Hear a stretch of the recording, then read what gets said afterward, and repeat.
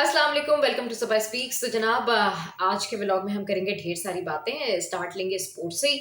और इसके अलावा उससे पहले मैं आपको अपनी इंट्रोडक्शन में बता देती हूँ कि अब हम स्पोर्ट्स के अलावा भी आपके साथ में दीगर जो है वो न्यूज़ शेयर किया करेंगे। जैसे कि पाकिस्तान में अब है election time, is high time to talk about those unions and those people कि व्हाट दे आर डूइंग, उनके मैनिफेस्टो क्या हैं और पार्टीज जो हैं वो क्या क्या कर रही हैं, और हमारे लिए पार्टीज के पास क्या है और क्या नया जो है वो मैनिफेस्टो लेकर आ रही है कौन सी पार्टी, और कौन से उम्मीदवार इंडिपेंडेंट हैं, और क्या क्या चल रहा है इलेक्शन के हवाले से। हम सारी चीज़ें आपके साथ में शेयर करेंगे और साथ साथ में हम पड़ोसी मुल्क भारत की भी बात करेंगे कि पड़ोसी मुल्क भारत में क्या हो रहा है। वहां पे भी इलेक्शन होने वाले हैं और जो मोदी सरकार है, जो मोदी है, उसको वोट ही तब मिलते हैं जब वो पाकिस्तान मुखालिफ एजेंडा जो है वो जारी करे, कोई ना कोई फेक खबरें चलाए। क्योंकि वहां पर जो इंतहा पसंद हिंदू हैं जो कि चाहते हैं कि बस हर टाइम जो है वो लड़ाई झगड़ा होता रहे, हर टाइम जो है वो बैशिंग होती रहे इधर उधर, तो वो लोग जो है वो खुद भी अमन पसंद नहीं है और दूसरों को भी अमन से रहने नहीं देते। तो मोदी जो है उनकी भी अब जो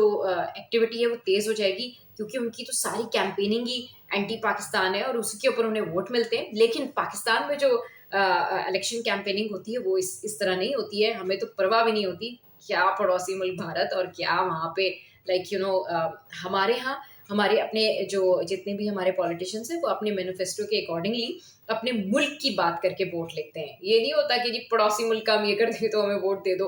ओके फाइन, पड़ोसी मुल्क के लिए हमारी पाक फौज काफी है, हमें किसी चीज से डर नहीं लगता।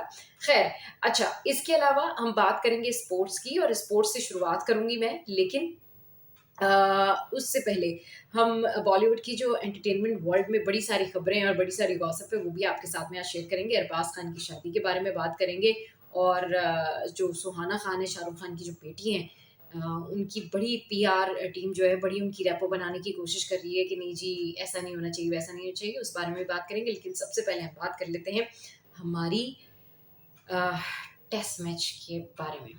तो जनाब, बड़े बड़े बुर्ज उलट गए, और वो तो उल्टे ही हो रहे हैं क्योंकि वो लोग उल्टे पुल्टे ही आ रहे हैं वर्ल्ड कप से। लेकिन बाबर आजम से आज बड़ी एक्सपेक्टेशन थी। मैं जल्दी उठ गई थी। वैसे तो हम सारे जल्दी उठते हैं, लेकिन थोड़ा फजर की नमाज से और पहले मैं उठ गई थी, और मैच देखने के लिए मैं बैठी, जिसमें जल्दी से हमारी 6 विकेटें गिर गई।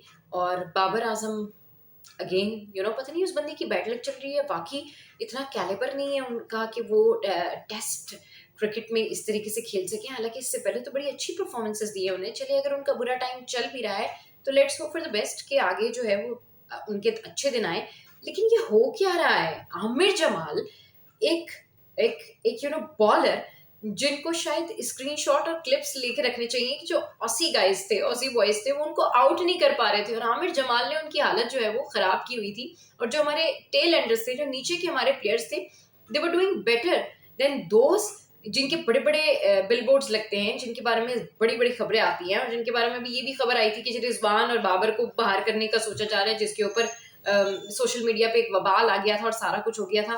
तो अगर आप परफॉर्म करेंगे तो टीम में रहेंगे, परफॉर्म नहीं करेंगे तो ऑब्वियसली टीम से बाहर होंगे। और अगर इसी तरह की परफॉर्मेंसेस आप मजीद देते रहे, मैं कमेंट्स पढ़ी थी, बाबर आजम के जो फैंस है वो कह रहे थे बस अगर आपने एक सेंचुरी बना ली बस सारा मसला खत्म हो जाना है।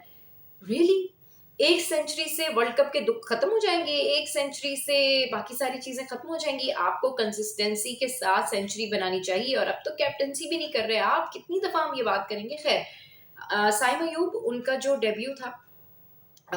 डेब्यू था, उसके लिए उनको गुड लक, और बड़ी उम्मीदें थी मुझे साइम अयूब से। I was supporting Saim Ayub के बस साइम की जो है वो बैटिंग आ जाए। लेकिन साइम अयूब जो है उनकी बैड लक हो गई, और उन्हें मजीद चांसेस देने चाहिए। उन्हें टेस्टिंग में भी चांसेस देने चाहिए, वनडे में भी और T20 में भी, क्योंकि he is a nice and good player. और जो बंदा डोमेस्टिक में इतनी मेहनत करके आ रहा हो, डेफिनेटली उनके चांसेस बनते हैं। क्योंकि अगर हम इन्हें चांसेस देते हैं जिनके ऊपर लाखों करोड़ों रुपए की जो है वो खर्चा होता है, बार बार ये जाते हैं, बड़े मैचेस में हार के आ जाते हैं, अगर इनको बार बार चांसेस देते हैं तो मेरे ख्याल में डोमेस्टिक के जो प्लेयर्स हैं उन्हें चांस देना चाहिए, क्योंकि कहीं ना कहीं दे आर डूइंग ग्रेट। अच्छा जनाब, इसके अलावा जो ओवरऑल हमारी टीम की परफॉर्मेंस है, इसके ऊपर अब यही कहना बनता है कि हमारी टीम को खास तौर पे उनकी जो ब्रेन बिल्डिंग है वो ऑस्ट्रेलिया की टीम के लिए करनी चाहिए। कि भाई आप सिर्फ वनडे के या PSL के या फ्रेंचाइज के या लीग्स के जो मैचेस हैं वो खेलने के लिए नहीं बने, आप बड़े मैच के बड़े प्लेयर बने। और अगर इस टेस्ट मैच में बाबर आजम वाकई कुछ कर जाते। रिजवान फिर भी कुछ कदरे बेहतर हो गया, उनका ट्रैक पे वो वापस आ गए हैं, रिजवान फिर भी कुछ बेहतर कर रहे हैं। और ये भी कहा जा रहा है कि उनके साथ बड़ी बैड लक हुई, उनको जो आउट था वो उस तरह से नहीं दिया गया और नाइंसाफी। एक तो पाकिस्तान के साथ में ना हमारी टीम भी जो है एक के बाद एक आउट हो जाती है, और बैड लक की होती है कि कुछ नाइंसाफी भी हो जाती है, तो सारा जो मलबा होता है ना वो किसी न किसी नाइंसाफी पे डल जाता है। लेकिन इंडिविजुअल परफॉर्मेंसेस को देखना चाहिए। अब देखते हैं कि ये टेस्ट मैच कहाँ तक पहुंचता है, लेकिन आमिर जमाल ने जो स्कोर है वो जहां तक पहुंचाया कोई सोच भी नहीं रहा था। और मेरे ख्याल में आमिर जमाल की जो ट्रिक्स थी, आमिर जमाल का जो नर्व कंट्रोल था, बाबर आजम को, रिजवान को और बाकी जितने भी प्लेयर्स थे, साइम अयूब वगैरह, उन सबको जाके उन सबको जाके आमिर जमाल से पूछ लेना चाहिए कि भाई आप क्या सोच के खेल रहे थे, क्योंकि आप तो वैसे ही बॉलर हैं और आपने एज बॉलर आपने हमारा स्कोर यहाँ तक पहुंचा दिया, तो दैट्स रियली ग्रेट। पाकिस्तान में टैलेंट की कमी नहीं है, इसलिए अब एक के बाद एक चांसेस देने चाहिए। लेकिन साथ साथ में ये भी ख्याल रखना चाहिए कि जो बड़े लेजेंड्स हैं, जो बड़े स्टार हैं, इनको हमने कितने मौके देने हैं। ये मौके भी ना काउंट कर ले कि इधर मौका दे दिया, उधर मौका दे दिया, उधर मौका दे दिया। अब ये इतने अगर मौके देते रहेंगे तो मेरे ख्याल में इस पे पाकिस्तान क्रिकेट टीम का नुकसान है। ये मौके जो है वो आप और किसी को भी दे दें। जनाब, पड़ोसी मुल्क भारत, पड़ोसी मुल्क भारत में अब क्योंकि जो मोदी है, मोदी सरकार है, उसने मुहिम तेज कर दी है पाकिस्तान मुखालिफ, और जितनी वो पाकिस्तान के खिलाफ बातें करेंगे और जितनी वो मुस्लिम के साथ में, मुसलमानों के साथ में उनके लिए बातें करेंगे, उतना ज़्यादा उनको वोट पड़ेंगे। तो प्रॉबेबली अब उनकी कोशिश होगी कि किसी भी तरीके से मज़ीद वहाँ पर जो है वो हालात ख़राब किए जाएँ। तो ये तो एक सुपरफिशियल न्यूज़ थी जो मैंने आपके साथ में शेयर की। इसकी जो डिटेल है कि वो कैसे-कैसे, क्या-क्या कर रहे हैं, ये मैं आपके साथ में शेयर करूँगी। क्योंकि टाइम शॉर्ट है और बस मुझे न्यूज़ बुलेटिन के लिए जाना है, लेकिन मैंने कहा कि ज़रूर आज व्लॉग बनाती हूँ और शेयर करती हूँ आपके साथ में कि आज के टेस्ट मैच में हमारी शाहीनों ने क्या किया, किधर चले जाते हैं हमारे शाहीन, ये इनके पर किधर चले जाते हैं, I really can not understand. अच्छा, इसके अलावा बाबर आजम और रिजवान के हवाले से ये बात हुई कि उन्हें ड्रॉप कर रहे हैं या टीम का हिस्सा नहीं होंगे, उस हवाले से हमने देखा सोशल मीडिया पर काफ़ी शोर था। तो आई डोंट थिंक सो कि ऐसा होने जा रहा है। मेरे ख्याल में उनके बैटिंग ऑर्डर या नंबर्स चेंज हो सकते हैं, लेकिन अभी फ़िलहाल मुझे नहीं लगता कि इतना बड़ा फ़ैसला कर लेना चाहिए, क्योंकि इन दी एंड इनको एक्सपीरियंस है और अल्लाह करे इनका एक्सपीरियंस कहीं न कहीं चल जाए और इनकी जो बुरी फ़ॉर्म है, ये फ़ॉर्म वापस आ जाए। सो मुझे भी मौका मिलेगा कि मेरे फ़ेवरेट प्लेयर जो हैं बाबर आज़म, उनके बारे में मैं कुछ अच्छी बातें भी कर सकूँ और दुनिया को बता सकूँ कि देखा, किंग इज़ बैक, किंग वापस आ जाए वैसे। अच्छा जनाब, किंग से मुझे याद आया बॉलीवुड के भी एक किंग खान है, शाहरुख खान। जहाँ वो अपनी फ़िल्मों की प्रमोशन, फ़िल्म आ रही है उनकी उनकी उसकी प्रमोशन कर रहे हैं, वहीं उनकी जो बेटी है सुहाना खान, उनकी फ़िल्म की प्रमोशन की जा रही है और इसमें स्टार्स किड जो हैं वो हैं। इससे पहले भी मैं इस पे व्लॉग बना चुकी हूँ। मेरे ख्याल में उनकी पीआर टीम को एक मशवरा है, सुहाना खान की पीआर टीम को एक मशवरा है कि वो सुहाना खान का एक इंटरव्यू जो है वो चला दें, जिसमें वो अगर ये समझती हैं कि जो कैरेक्टर थी उसकी डिमांड यही थी, तो एक बाज़ाब्ता तौर पर एक एक उनका इंटरव्यू करवा दें, उससे उनको थोड़ा फ़ायदा हो जाएगा, थोड़ी हमदर्दी उनको हासिल हो जाएगी और नेक्स्ट मूवी में जो है लोग जाके देख सकेंगे इस तरह की एक्टिंग को।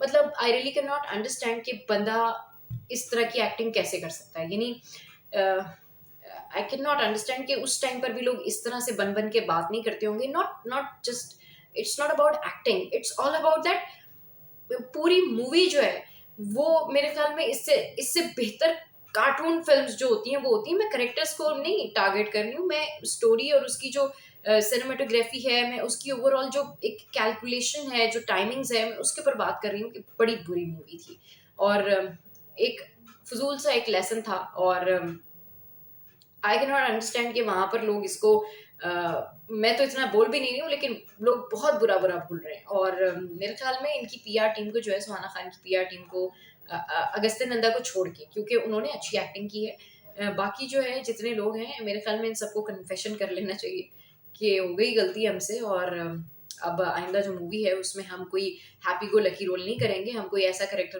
प्ले करके देखेंगे। सुहाना खान को अब नेक्स्ट फौरी जो है वो कोई ऐसा कैरेक्टर प्ले करना चाहिए कि जिसके अंदर उनकी जो जेन्युइन एक्टिंग है, अगर वो समझती हैं कि नहीं जी ये कैरेक्टर की डिमांड थी, तो कोई ऐसी कैरेक्टर आप चूज कर लें जो वाकई उनको जस्टिफाई कर सके, क्योंकि लोग उनको नेपोटिज्म और दीगर चीज़ों से जोड़ रहे हैं। तो जनाब, ये सारी खबरें थी जो कि मैंने आपके साथ में शेयर की। और अभी आर्चीज़ मूवी का जो चल रहा है सारा कुछ बैकलैश, वो भी खत्म नहीं हुआ है।